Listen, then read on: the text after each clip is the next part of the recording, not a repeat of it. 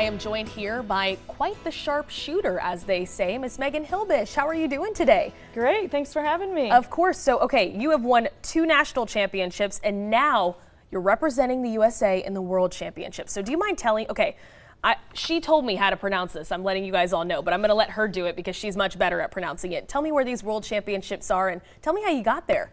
Baku, Azerbaijan, which is in the Middle East, where women can't even drive. Yet I get to go there and shoot guns, So, yes, it means the world to me.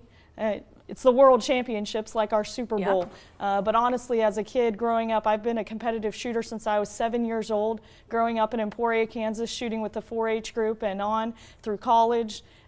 This honestly, puts all of that hard work, blood, sweat, and tears into perspective of, I made it. This is like going to the Super Bowl or the Olympics, you know. So 300-meter rifle shooting used to be in the Olympics. It's no longer, but I get to go in all 3 events that I qualified by placing in the top 3 at the U.S. national matches. Is it prone, standing, and kneeling? Are those all the 3 that you get to? I'm sorry if that's different, but is that? The 3 events are women's prone. Oh, okay, wonderful. So 3 women and 3 men get to go. Women's free rifle in 3 position shooting, prone, standing, and kneeling. Then standard rifle is 3 people, no matter men, women. The U.S. can only send 3 people total. And what's really neat is this is the first year that a woman will be representing the United States ever at the World Championships in standard rifle. Congratulations to you, Megan. That is huge. I mean, I was going to say it, but I'm much happier you brought it up because that is so cool. I mean, that's awesome. How does it feel to be the only woman that's been able to do that? Well, honestly, I've always thought my shooting abilities was a God-given talent, and through the coaching and the hard work that I've put into it, I've worked very hard to get to where I am today. And I credit the Lyon County 4-H shooting sports, Twin Rivers Junior shooting sports, and shooting in college and all of that. But it honestly means everything to me. It's really neat because I challenge myself. Every shot that I take, I'm bettering myself not only as a shooter, but as a person and as a coach. So I'm hoping going to these World Championships and showing the kids that I coach back in Emporia with Lyon County 4-H that it's possible. Someone young and being female like me is not your average sharpshooter, if that's what you want to say. And so to me, it's kind of groundbreaking to be the first woman to ever go for the U.S. in standard rifle to a country nonetheless where women don't have very many rights, So I plan to travel the world. Hopefully this will be the first of many World Championships to come, but you never know.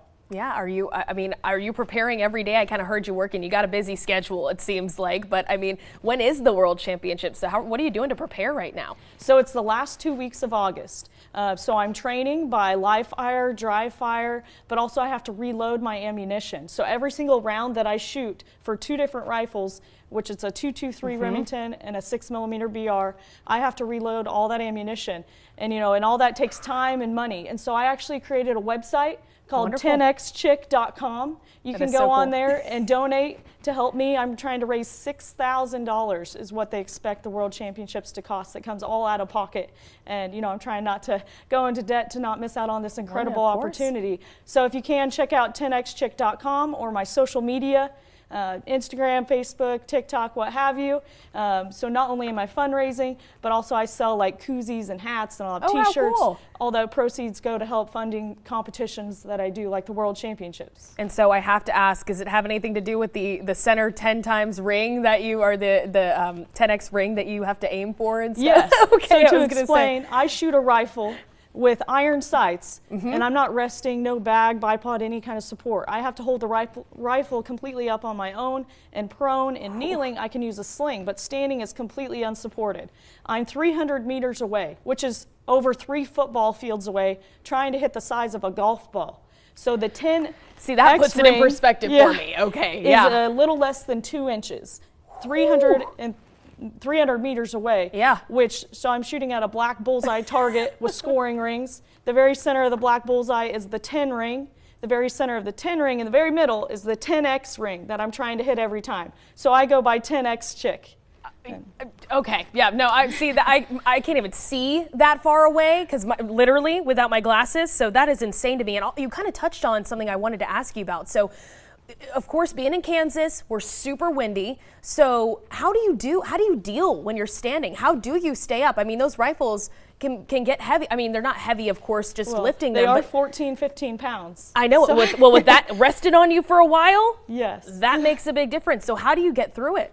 So I would say I'm blessed to grow up in a state, you know, of Kansas where it's windy all the time and humid and hot. So I can train in all kinds of weather conditions, sometimes in one day. Yeah. But the wind, you know, really is a big factor because we're shooting these rifles unsupported and you have to make your own wind call. That's something I'm constantly getting better at and challenging myself to get better at reading wind and mirage, and I have a lot to learn.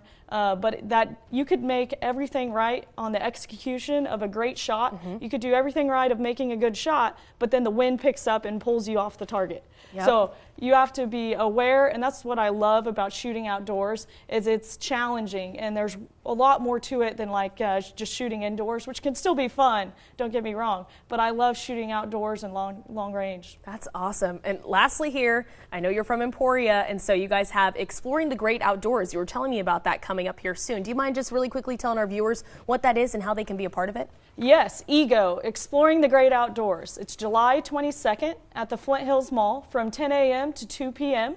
It's free, so it's geared towards youth, 7 to 18 years old, but bring the whole family, younger siblings, older, you know, anybody can come. You'll have free lunch, and Twin Rivers Junior Shooting Sports put this on. This is the 3rd annual time we're having it. Again, July 22nd at the Flint Hills Mall in Emporia. Come out, bring your kids. There will be a lot of fun, interactive activities. The Lyon County 4-H Shooting Sports will be doing BB gun and archery. The Wildlife and Parks will be doing fishing-related things with Phil Totten and What's in Outdoors. And Vamos a Pescar will be there. We're giving away 40 fishing poles, a lifetime fishing license to one lucky kid. You know, I wish I could have won these prizes as a kid. I know my dad is literally shaking in his boots in North Carolina right now because he would love that. Yeah, have him come, bring the grandkids, what have you. It'll be a great day. Again, July 22nd, don't miss out. We're still looking for people to come be a part of EGO. If you're a business or a company or an outdoors activity that you want to showcase to youth what they can be involved in, that's our purpose. All right, well, Megan, thank you so much for coming on today, and congratulations. I mean, I just, you know, give her a round of applause, give her a high five if you see her out and about. You're awesome. We really appreciate you coming on and sharing your story.